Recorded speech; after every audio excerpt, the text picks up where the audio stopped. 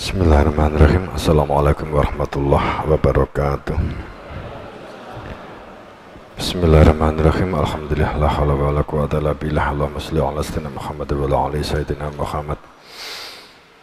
Wasta'inu bisabri wa shalah wa innaha lakibaratun ila alal khasi'in.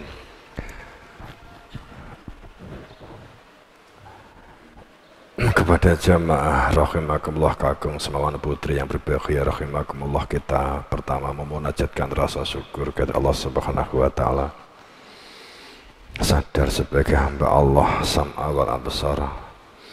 Sadar bahwa kita sebagai hamba yang berproses kembali kepada Allah dapat hingga sampai, sehingga kehidupan dunia ini hanya media alat untuk berproses menuju keselamatan lahir batin dunia akhirat, menuju kehidupan yang lebih langgeng, kehidupan yang di dunia ini hanya kehidupan yang mampir ngumpi sementara, ada kehidupan yang abadi abadan, jika selamat abadi abadan, jika tidak bisa kembali abadi abadan.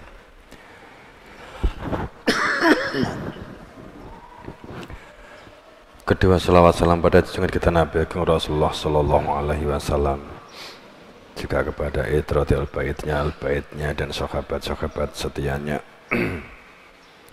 bahwa keberadaannya Nabi Muhammad sebagai Nur Muhammad, sehingga bisanya dalam kasunyatan persaksian mengadanya dia zat al-ghaib yang Allah namanya, dan persaksian mengadanya Nabi Muhammad sebagai Nur Muhammad adalah merupakan ungkapan kalimat nyata asyhadu alla ilaha illallah wa asyhadu anna Muhammadar Rasulullah, bersaksi bahwa atas keberadaan dia yang punya nama Allah, saat Allah disebut maka di dalam rasa hati adalah yang ingatannya adalah kepada dia. Dan keberadaan Nabi Muhammad sebagai Nur Muhammad mengajarkan tentang bagaimana bertauhid, menauhidkan zat sifat Allah, tauhid atas wahdahnya Allah, atas ahadiyatnya, ahadiyat wahdat, keberadaan dia zatan kinira-kina yang ngopo, yang keberadaannya Nabi Muhammad sebagai Nur Muhammad, cahaya terpujinya, adalah perwujudan keberadaan dari ahadiyatnya diri Tuhan. Pada ganjil kelima kita sekilas berbicara tentang sholat. Bagaimana kita untuk dapat menjalankan sholat sebagai pembentuk karakter, sholat sebagai pembentuk kepribadian. Sholat akan menjadikan seseorang itu untuk dapat berpikir secara baik dan positif, berpikir secara benar dan dibenarkan. Karena situasi dan kondisi nyaman dan tidak nyaman, bahagia dan tidak bahagia itu adalah ditentukan oleh kita masing-masing dari setiap diri kita. Nyaman dan tidak nyaman lingkungan kita, nyaman dan tidak nyaman keadaan diri kita, bahagia atau senang, bahagia atau damai, atau hanya bersifat semu, hanya sangat tergantung dari masing-masing, dari setiap diri, dari diri kita masing-masing. Kita yang membentuk, sadar atau tidak, sesungguhnya kitalah yang membentuk semua. Kitalah yang sebenarnya oleh Allah telah diberi anugerah, diberi murahnya Allah yang berbentuk anugerah, pemikiran, telinga, mata, mulut untuk berkomunikasi dan seterusnya. Sejauh mana perilaku yang kita buat, perilaku yang kita kerjakan, ungkapan yang terlontar dari lisan kita, pikiran yang kita wujudkan itu adalah menentukan bagaimananya dan aman, damai atau tidaknya dalam keadaan dan situasi yang ada. Apalagi di situasi dalam keadaan seperti saat ini, seperti keadaan darurat, dalam keadaan kepanikan.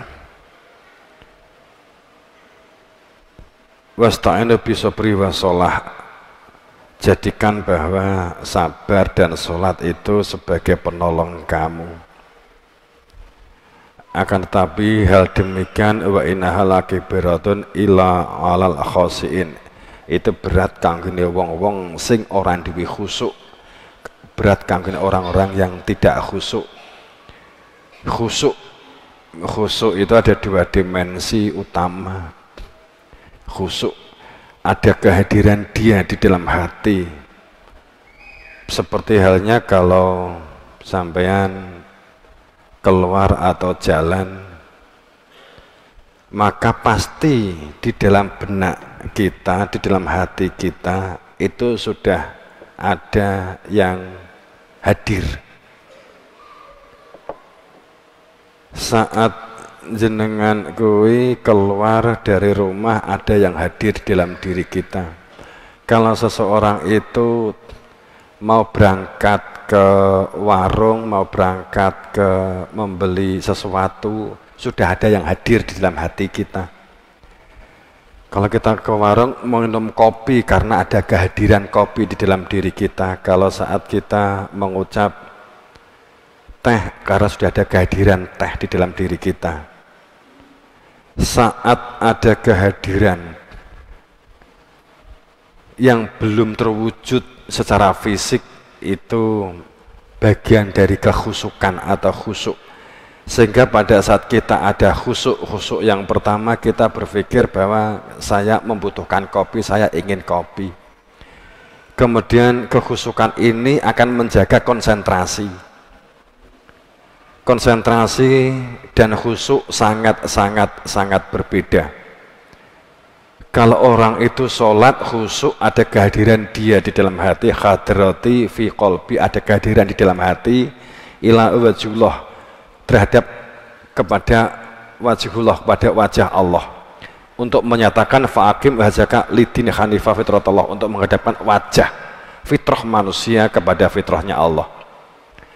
Jadi pada saat ada kekhusukan dan tidak ada kekhusukan, pada saat kita ada khusuk, seperti tadi saya mengupamakan, kalau kita ada kehadiran kopi, kita ingin kopi, kita berangkat untuk ke warung, kemudian untuk dapat dijaga kekhusukan itu dengan rasional, bahwa kita membutuhkan kopi itu, supaya tidak mudah membelot, supaya tidak mudah bias, supaya tidak mudah kontra, maka otak kita mengendalikan situasi dan kondisi untuk dapat mencapai kopi itu, warung itu. Maka ini adalah disebut konsentrasi. Wilayahnya adalah akal. Akal itu untuk dapat terjaganya kekhusukan.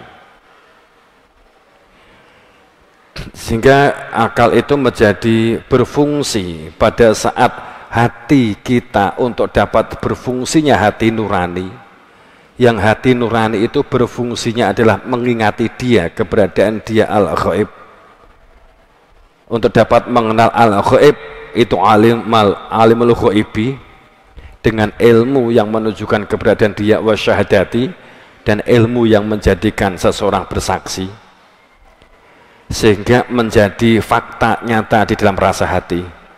Maka saat kita sholat, ada kehadiran terhadap keberadaan dia di dalam hati, kemudian ada konsentrasi bacaan secara syar'i, secara syariat, bacaan mulai dari niat, nawaitunya, kemudian baca fatihah, baca surah, dan seterusnya. Pada saat kita rukuk, sujud, dan seterusnya, itu adalah merupakan bagian dari keterjagaannya konsentrasi untuk menjaga kekhusukan. Jadi konsentrasi itu papat itu adalah 16. Kalau orang nggak ada konsentrasi, papat ping papat itu tergantung ilingi apa. Kalau ingat foto 4 kali 4 sekarang bisa 6.000. Tapi pada saat kita tergantung kemana pikiran kita. Dong maksudku. Papat ping papat itu kadang 4.000 toh.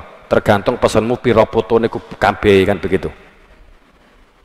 Nek 2 kali 4 tergantung hitam putih apa warna kan. Jadi pada saat konsentrasi dan khusyuk adalah sangat berbeda. Dikaitkan antara air,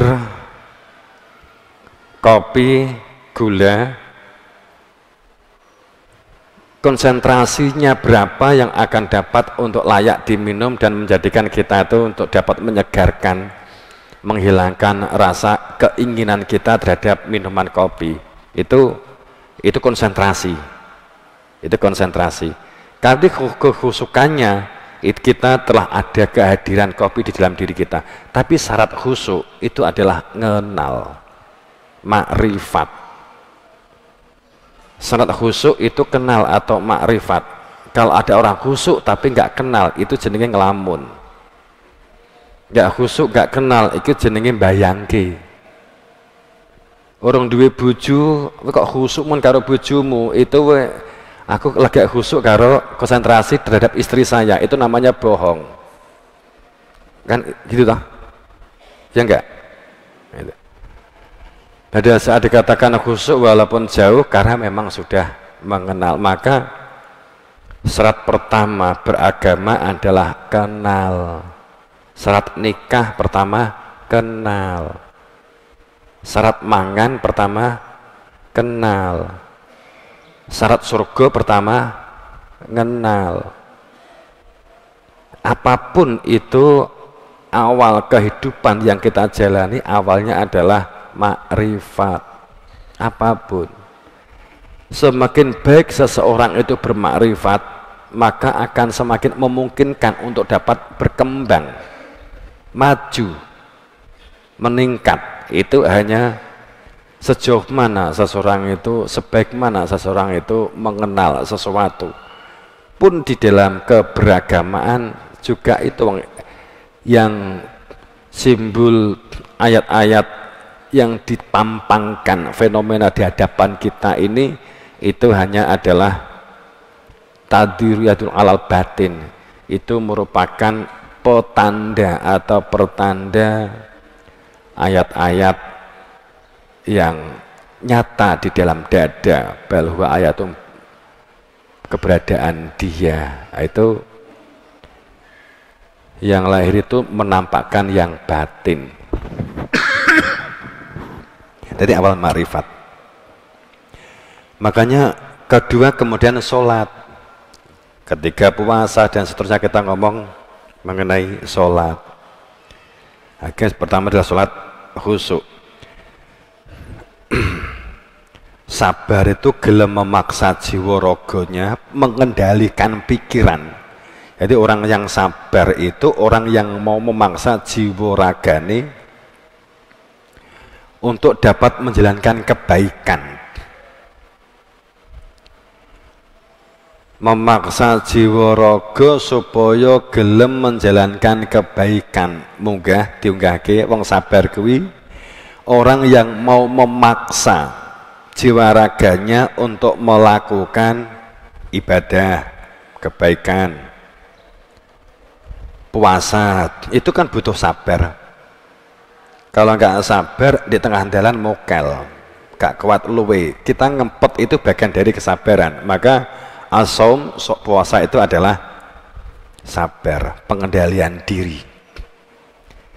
Orang yang memiliki kesabaran, wong sing pinter ngempet mengendalikan diri, maka memungkinkan orang itu akan menjadi cerdas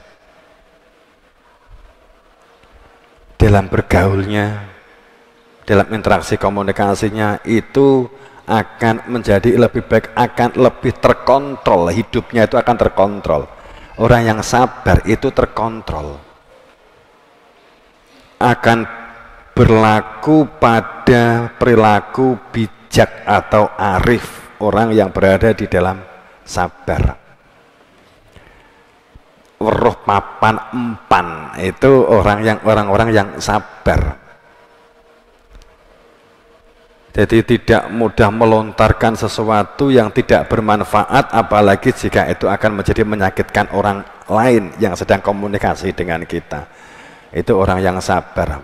Kemampuan pengendalian dirinya akan sangat baik. Berlatih untuk menjadi orang-orang yang sabar. Maka jadikan sabar dan sholat itu adalah penolong. Jadikan sabar jihadun nafsi, memerangi nafsunya dari keinginan hawa nafsu, dan sholat ajakkan hati ingat kepada Tuhan, ingat kepada Dia. Maka inilah yang akan menolong terhadap keadaan dan situasi yang ada, yang kita hadapi. Tapi ini berat, kecuali mereka yang khusyuk. Ya memang nggak logis kalau nggak khusyuk, kalau nggak kenal bisa khusyuk kan.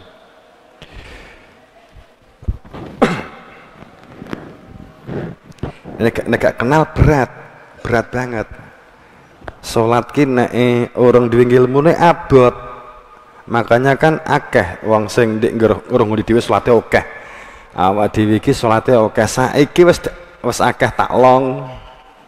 Ya. Zaman sebelum kita Mbah Munawar, Mbah Yaikos, zaman Mbah Yaikos ngene iki wis sah nom-nom mesti wis melayu kabeh. Bar magrib kuwi awabin ping 6 rakaat, 3 salam, libatul iman 2 salam. Terus fidae nganti isak jam 7:30. Gue terus jam 8:45 kentong isa, terus isaan rampungnya jam 9:30. Kena malam Jumat jam 12 pujian, jam 1 sholat bengi, puji wali kutub teko subuh, ngeblak sampean sholat bengi itu. Sesuai karo zaman Pak itu mendasari di zaman saat ini. Ngene wae lho ndelok nggone dhewe iki cek do wawang. Salate zaman Mbah Yai awal-awal itu saja sangat terasa berat. Kita masih kerasa cicik bocah. Jadi pada saat masih SMP, masih SMA itu merasakan bagaimana kalau sholat. Puji wali kutub zaman wali songo, zaman wali 9 itu memang mulainya jam 1 sampai subuh rata-rata. Itu kalau sekarang kan malah paling mau 1 jam sholat puji wali kutub.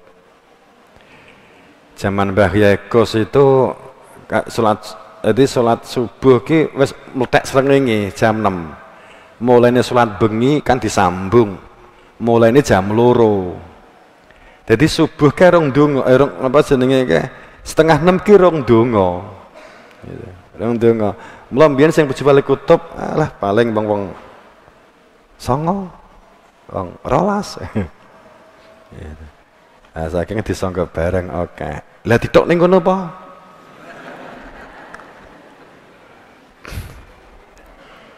Pengen roh aku sing kuat ngadeg pira.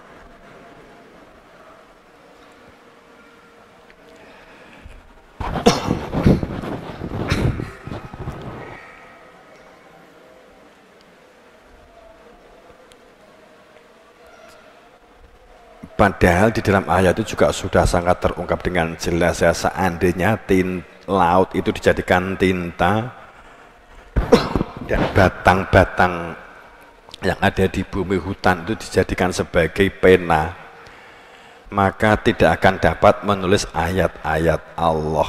Banyak hujah-hujah kenabian yang tidak diungkap di dalam fikih. Kenapa? Ya semuanya kan nggak akan diungkap. Ada beberapa hal zaman kenabian, zaman Nabi Muhammad kayak puji wali kutub itu nggak diungkap karena itu kalau belum punya ilmunya itu nyuwun ilmu mesti wedi. Ya kaya zaman awal dhewe iki enek wong pengen nyuwun ilmu, salate akeh mundur. Waduh, salate akeh men kan gitu mundur.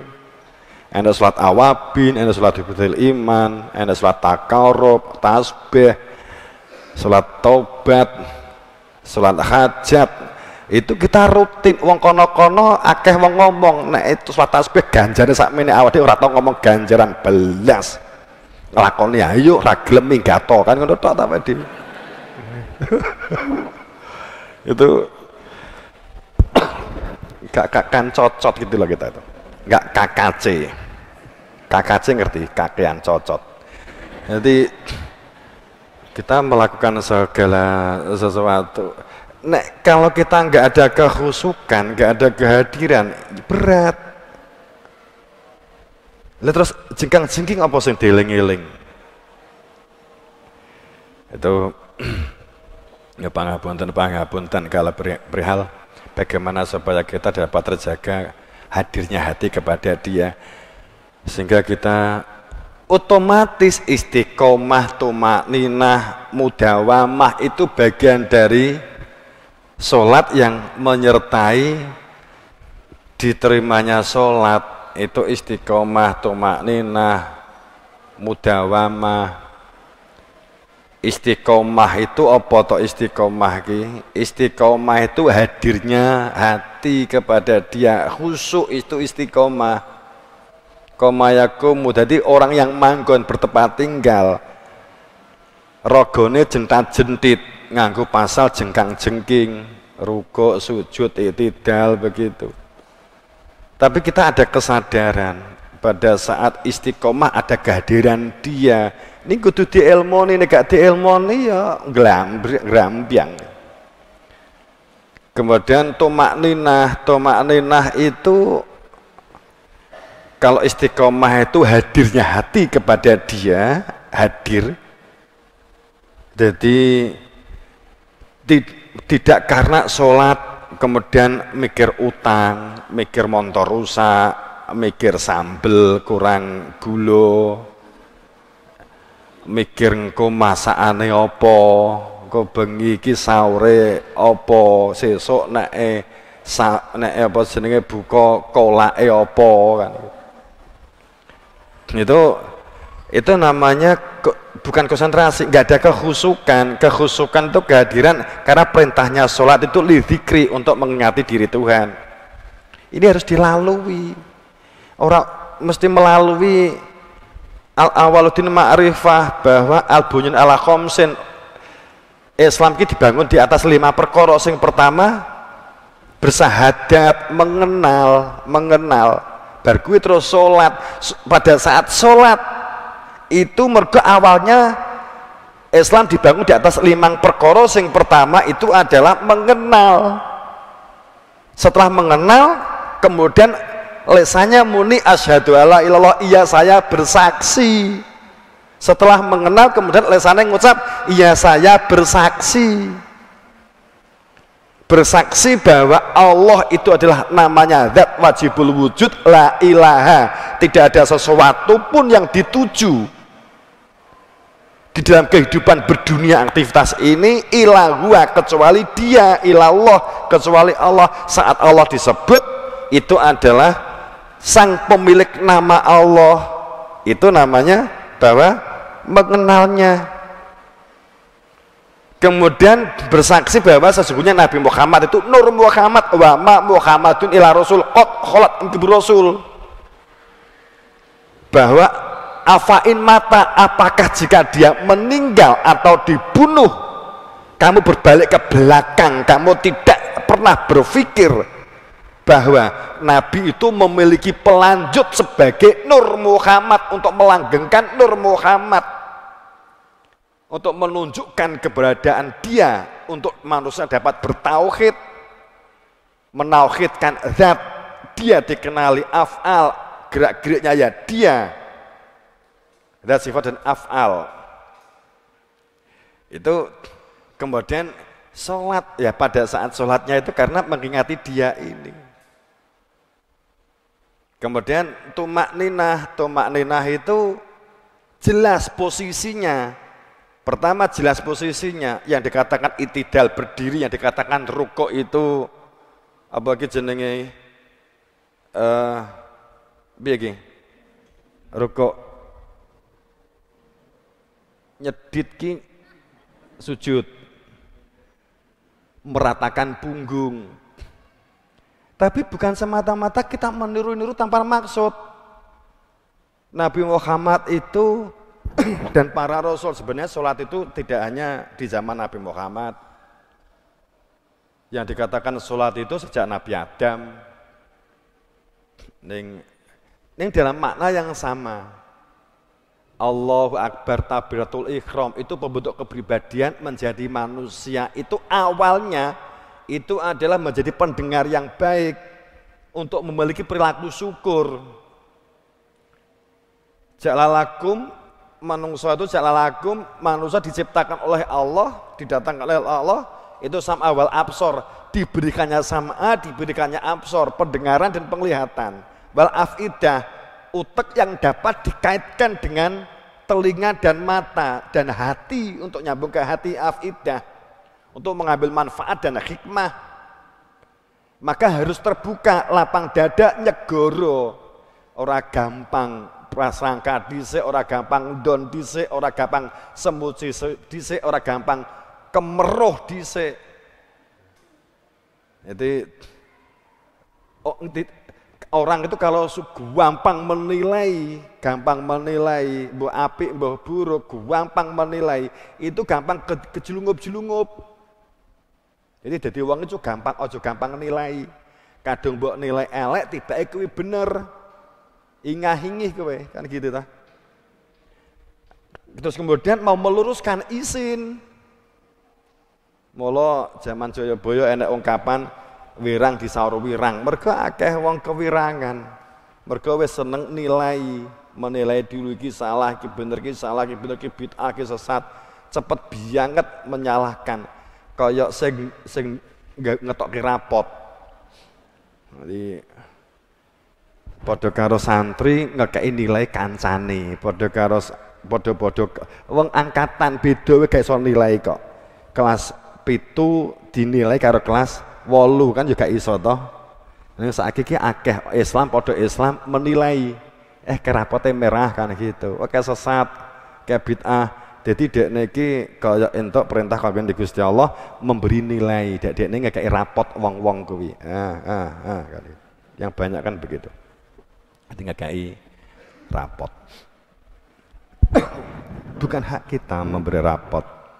Bahkan saat kita berada di dalam kebenaran sekalipun bukan hak kita berbicara tentang memberi rapot merah orang lain. Kita kan hanya ngomong secara fakta. Kalau saya ngomong maling kuwi dosa, nuduh enggak? Nuduh maling enggak? Kan enggak. Subjeknya kan enggak ada.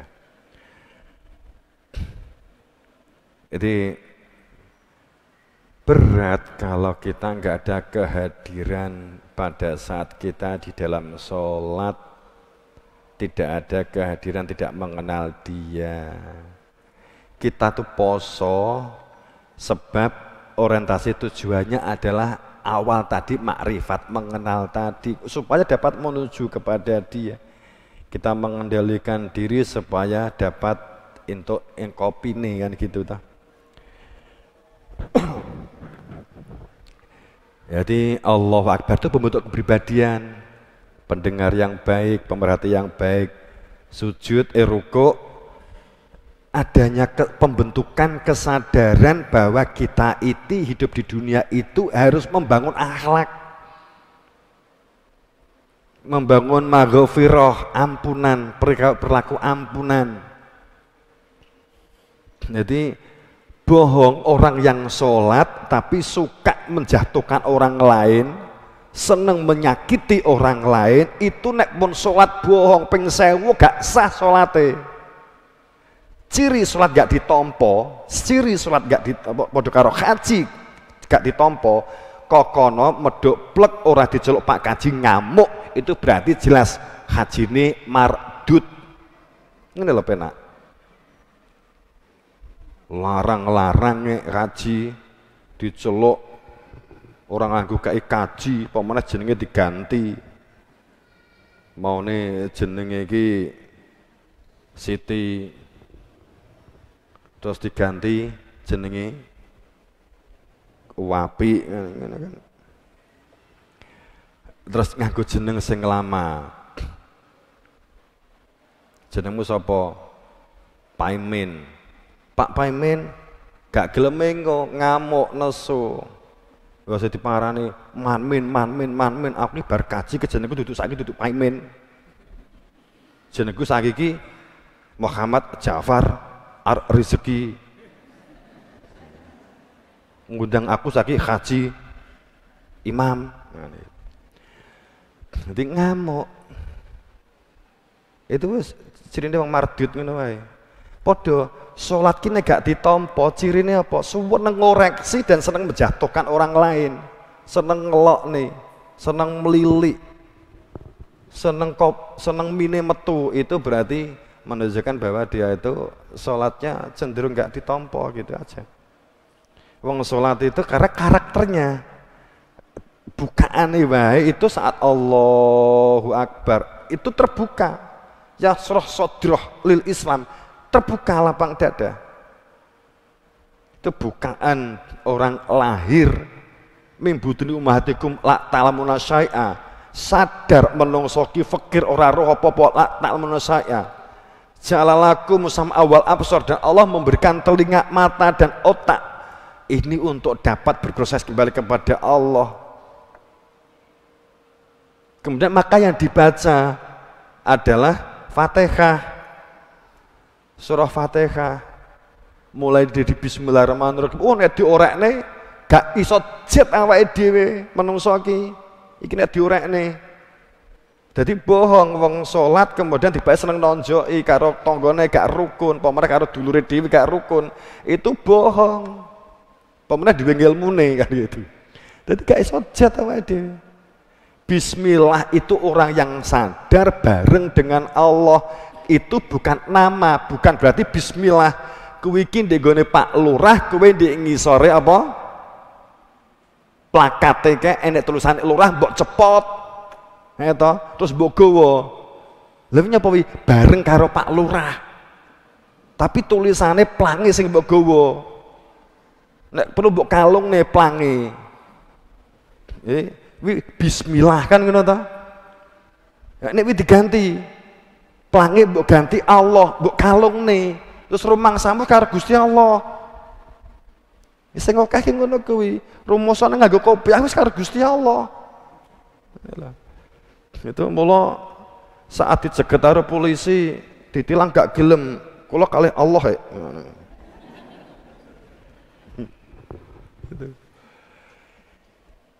Jadi iki nek metu ka omah nek bareng karo bojo ki ndek jerone dada. Bismillah ya ketemu karo sing duwe jeneng.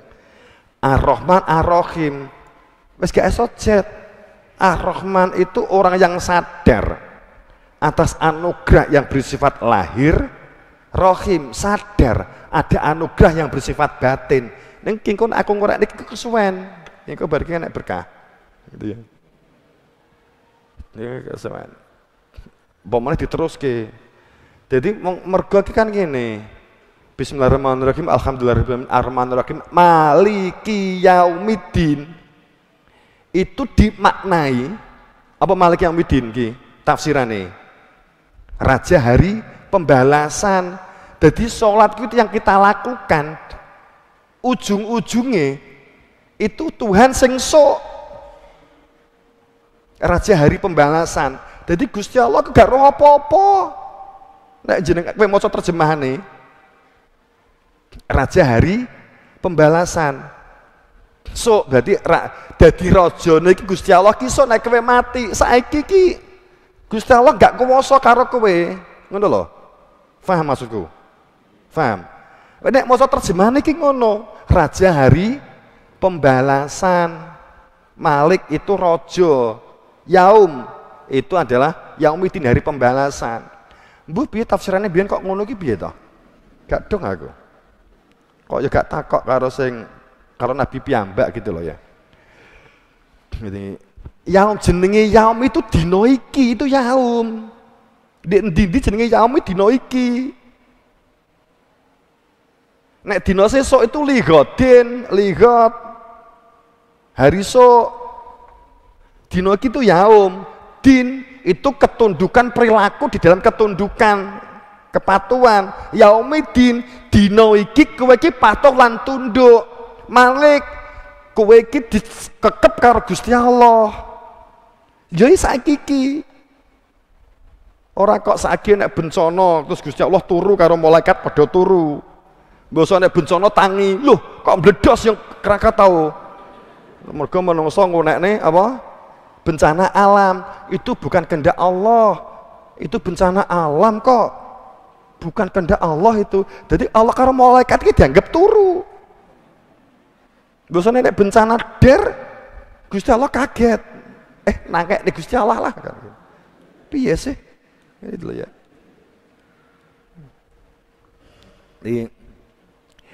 Kita tuh sudah diberi anugerah, ada daya kuat itu dari nafahtu min ruh, ada ruhnya Allah, daya kuatnya Allah. Jadi kalau sudah punya ilmunya, posisi kawula Gusti, manunggaling kawula Gusti jelas, gak rekayasa, jelas banget. Gini kita gitu. Jadi itu ini alon-alon bab salat iki ya dawa ora iso omong setengah jam sak keplasan ya. Jadi yang jelas itu tadi intinya adalah adanya kekhusukan, adanya kehadiran. Sampai ruku, sujud, itu enak. Guru-guru dari gurunya, penjelasan itu rantai-marantai sejak Nabi Muhammad. Bahkan sejak Nabi Isa. Itu rantai-marantai terus, ada penjelasan. Ruku itu adalah akhlak, perilaku, sopan, santun. Sujud itu sadar sebagai hamba. Kita telah diberi anugerah oleh Allah, diberi pikiran oleh Allah, diberi anugerah yang bersifat batiniah, sehingga kita sujud untuk dapat mewujudkan anugerah. Karena ini telah dianugerahi, ini untuk diberdayakan, untuk dilakukan, untuk melakukan. Maka pada saat duduk di antara sujud itu ada permohonan. Setelah kita mengatakan subhana rabbiyal adzimi wa bihamdi, kemudian kita duduk, rabbi ghafir li warhamni dan seterusnya. Itu mewujudkan kesadaran bahwa kita itu adalah untuk dikatakan manusia yang beradab di hadapan Allah. Saat diminta fasjudu ila Adam, sujud saat para malaikat diberita sujud kepada Nabi Adam, sadar untuk mengembangkan potensinya. Tangan, kaki, kuping, meripat, utek, ini potensi yang akan difungsikan demi untuk subhanaka, memahsuskan keberadaan Dia. Pak Kabontan kira bingung mungkin ilmu nih. Jadi rukuk itu untuk kehidupan sesama, sadar kita sebagai sesama, sujud sadar sebagai hamba. Itidal itu menunjukkan bahwa orang nek gunane mung ngomong, mung faham, orang nglakoni. Itu saat kita itidal, Rabbana lakal hamd, itu mengancamkan itu kita lain waktu. Jadi intinya adalah piye supaya kita sholat itu terjaga dalam kehadiran Dia. Maka pencegah fahsya wal mungkar, utlu ma ukhya ilaka minal kitab. Utlu itu bukan maknanya bukan semata-mata katakan, tapi utlu itu ikuti, telaah ikuti, total. Utlu itu perintah. Carilah dan ikuti. Itu satu makna dengan kata itba, taba'a. Sehingga pada saat utlu ma ukhya ilaka minal kitab, ikuti apa-apa yang telah dalam sebuah metode inisiasi konkret kamu telah bersaksi. Itu dikatakan ma ukhya ilaika minal kitab. Ikuti apa-apa yang diwahyukan. Wahyu ki apa toh? Bisian atau metode menunjukkan keberadaan Dia dibuka sejatining hamba, dibukanya hakikat sehingga sadar sebagai hamba. Fakta. Kalimat ukhya, ilahi nuhi, satu akar kata, ilahi nuhi la ilaha illa huwa. Metode inisiasi ditunjukkan dia sehingga menjadi jelas. Sing disebut kawula menungso ki sing ndi, sing disebut kita menyembah kepada Allah itu Allahnya yang mana, itu menjadi jelas. Ilaika itulah bagian dari Alkitab, bukan kitab loh ya, bukan mina kitab, minal kitab, min Alkitab, bagian dari Alkitab. Al itu berarti intinya adanya sang penjelas. Buku itu enggak melaku diwi, tapi enek sing jelasake, sing hak sah. Wa aqimis sholah, jadi untuk mengikuti apa yang telah diwahyukan dan jalankan sholat, karena sesungguhnya sholat itu mencegah fahsya. Sholat itu mencegah fahsya. Fahsya itu apa toh? Fahsya itu perilaku tanpa akal pikiran, itu fahsya. Orang yang hilang rasional, nalar, itu fahsya. Yang dapat mencegah fahsya, orang yang mencegah seseorang itu untuk berperilaku gak rasional, gak masuk akal, itu hanya sholat. Nyolong itu gak masuk akal. Oh, jadi kaulane pangeran kok nyolong, kan gitu toh? Paham toh maksudnya? Ini loh, itu gak rasional, itu efek saja. Ngantemi koncomu gak rasional gitu loh, itu gak rasional. Gak rasional. Panik gak rasional. Kok gak seperti gak punya Tuhan saja, gak rasional gitu lah. Ya ikhtiar, orang lain ngetoke panik tapi jane-jane gak panik, ning bingung kan gitu.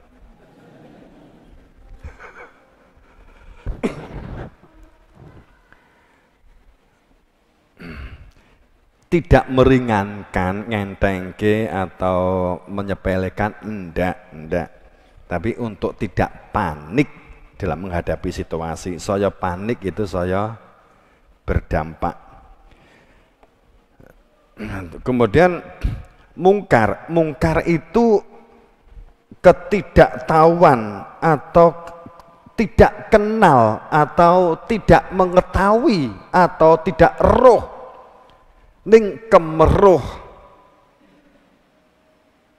sok weruh, sok kenal, itu adalah yang dikatakan sebagai mungkar. Mungkar itu perilaku ketidaktahuan, perilaku tidak kenal. Mungkar. Jadi gini loh ya, kowe ki ora dong karo motor, gak dong karo mesin. Wong lanang iki gak dong karo mesin jahit. Tuh, kemudian dia ini sok jahit, langsung klek, akhirnya ya jenenge klambi buntet kabeh. Itu mungkar gitu loh, kemungkaran gitu loh ya. Iki dinggo, wong klambine ora kena dinggo, wong buntet ora enek bedane benik karo lengan. Perilaku tidak tahu, perilaku tidak kenal, yang dapat mencegah fahsya, perilaku-perilaku yang orang nganggo rasional, perilaku yang tidak menggunakan akal, dan wal mungkar, dan perilaku-perilaku yang tidak mengenal, itu hanya sholat rasional. Sehingga sholat itu apa intine? Zikir. Zikir itu kehadiran dia di dalam hati, sangat diingat-ingat, jenenge khusyuk. Itu yang mencegah fahsya wal mungkar. Wong ki nek gak kenal karo bupati di andingmu, padahal kuwi bupatimu, tapi we gak roh karo bupatimu, kowe nek nyuguhne ya sak penakmu. Nggo Kang, diombe Kang. Cangkemmu ngene gak gelem ngombe kowe, padahal bupatimu kuwi. Gitu loh. Yang dapat mencegah fahsya wal mungkar itu hanya kenal, zikir.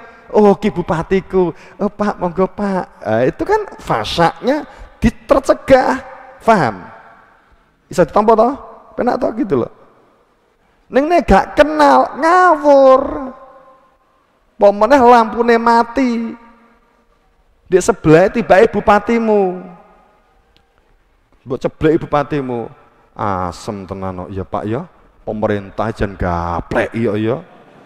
Kayak bayar kaya ngene. Jirine bupati ke janji ora bakal lampune dipateni jan jangkrek tenan bupatine yo tak tuwonyo tenan. Padahal bupati sing bocah omong-omongan kuwi.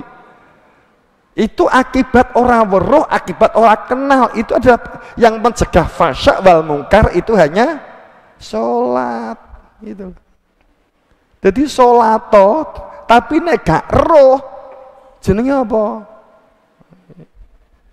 Sahun. Nek sahun piye? Fawailun cilaka. Ketoke jendat-jendit Allahu Akbar mententeng. Subhana rabbiyal azim wa bihamdih. Iki ngene-ngene iki aja gampang disalahpahami.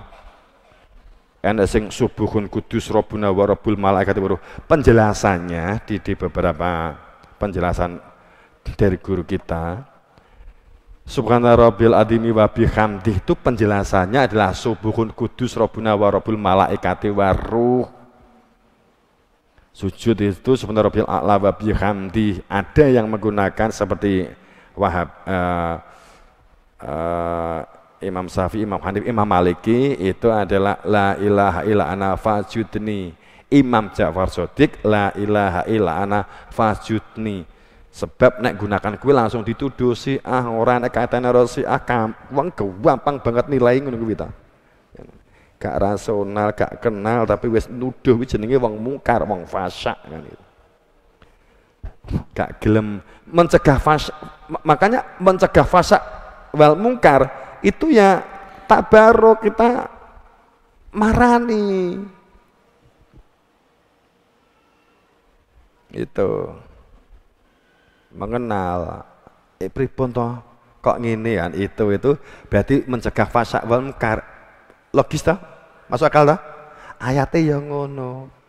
Mula Allah murka duka ada orang yang mengambil kesimpulan orang gunakan akalnya risalati layakilun benci mereka yang tidak wis takai akal kok ora dinggu.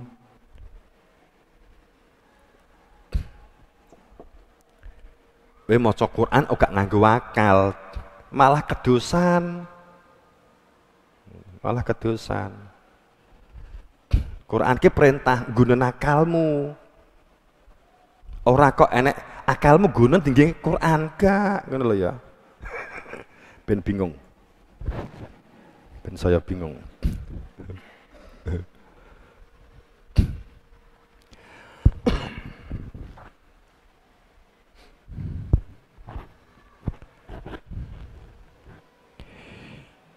Jadi beruntunglah orang-orang yang mukmin, mereka yang khusyuk. Ya mestinya yang dicari itu kan ilmu yang menjadikan khusyuk.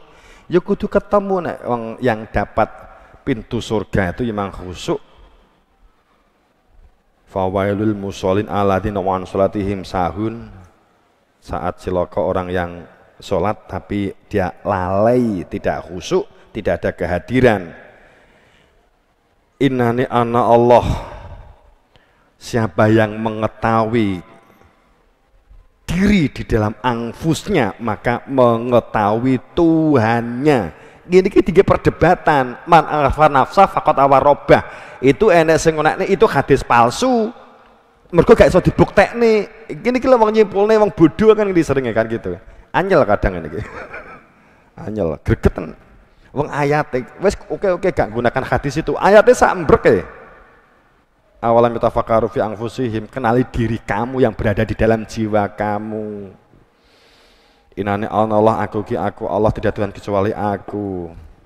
Mengenali hakikat aku yang punya nama Allah. Itu seperti apa? Inani Allah la ilaha illa ana fa'budni wa aqimis shalah li dzikri.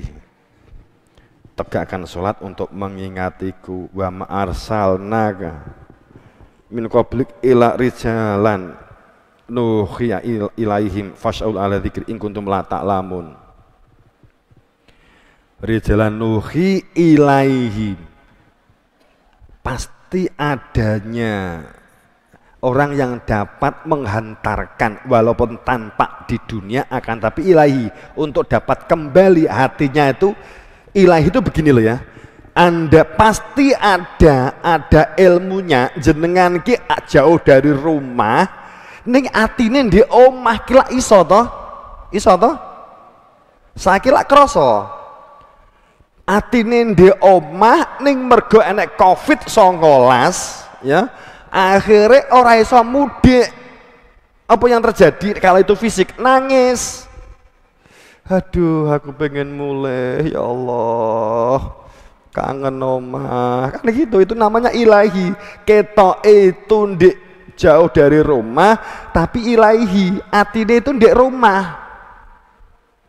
Kalau ilahi rojiun, ketok ndek donya ning atine gandeng karo Gusti Allah. Kalau dalam hal ini adem, tentrem, posisi batin mergo akhlasuna bil khalisatin dzikrodar. Maka ilari jalan nuhi ilaihim fas'alu ala dzikrim in kuntum la ta'lamun. Pasti ada yang menunjukkan piye carane supaya zikir sehingga khusyuk, ada kehadiran dia di semua aktivitas, apalagi saat sholat. Maka selang-selang, maka di dalam Quran Al-Hadid 16 itu sampai diculek karo Gusti Allah. Belumkah waktunya datang Anda kalian untuk mencari ilmu yang menjadikan Anda itu khusyuk, ada kehadiran. Apakah kamu akan terus mengandalkan buku dan kitab tanpa mengenal? Jika demikian yang terjadi, maka berlalulah masa yang panjang yang kamu kira cukup dengan bacaan dan buku itu adalah menyampaikan sampai kepada Tuhan, sehingga menjadi keras hati-hati kalian, dan kebanyakan mereka mengakibatkan berada di dalam fasik. Al-Hadid 16. Biasanya tak tutup produk atasnya kita ya. Tapi kan ayat titik cangkemku. Jadi sebab wa aqsimu billah jahda aimanihim la in amartahum la yakhrujunna kulla tuqsimu ta'at ma'rufah. Karena ketaatan yang diminta adalah ketaatan makrifat. Saya tutup. Qolati a'rabu ammana kulam tu'minu walakin kulu aslamna walam yadkhulil iman fi qulubikum. Saat para sahabat datang kepada Kanjeng Nabi, sahabat yang berperilaku baik, yang suka membantu Kanjeng Nabi, mendorong Kanjeng Nabi, kemudian di depan Kanjeng Nabi bilang, ya Nabi, amanah, kami ini telah iman. Ngosek kulam tu'minu walakin kulu aslamna. Sepurone, jangan katakan kamu iman, tapi katakan kamu telah Islam, kamu telah memiliki akhlak, kamu telah memiliki adab, kamu telah memiliki perilaku yang baik, suka membantu, suka menolong, kamu telah memiliki perilaku yang saling sinkron, saling komunikasi dan musyawarah. Genepono kuwi perilaku sing mulya, itu perilaku sing agung. Genepono dengan adanya butiran iman dalam persaksian keberadaan dia dan keberadaan ingsun, itu ada sebenarnya Nur Muhammad. Walama yadkhul iman fi qulubuhum, karena iman itu persaksian yang berada di dalam dada.